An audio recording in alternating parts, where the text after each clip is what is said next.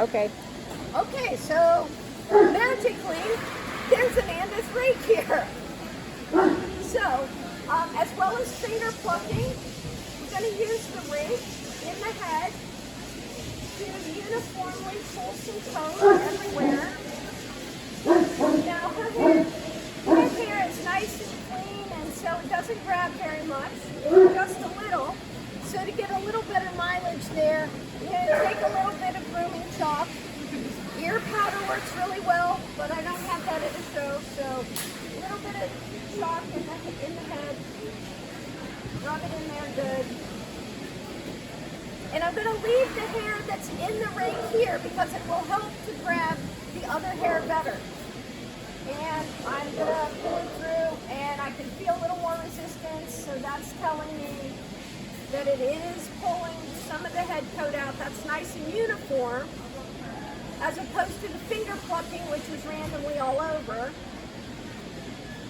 And when I stop getting resistance, that's when I know that I'm done. Or you drop it on the ground, whatever.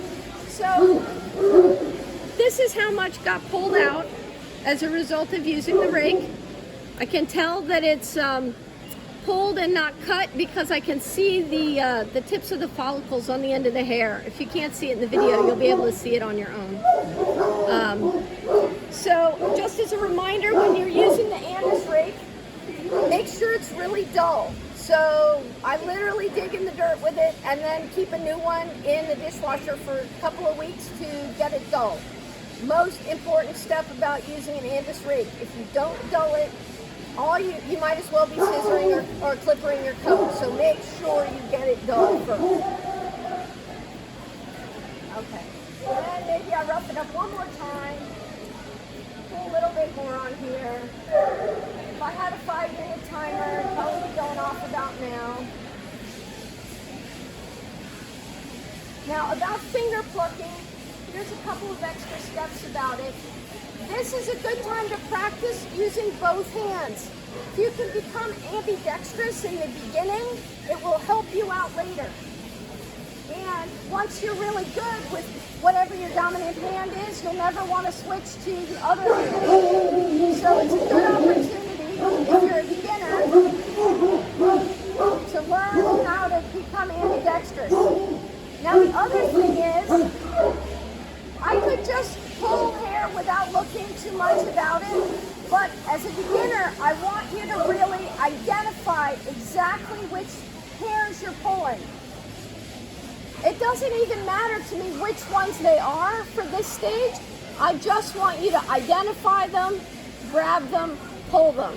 So you're not in a hurry. Identify the hairs you're pulling, pinch them, pull them.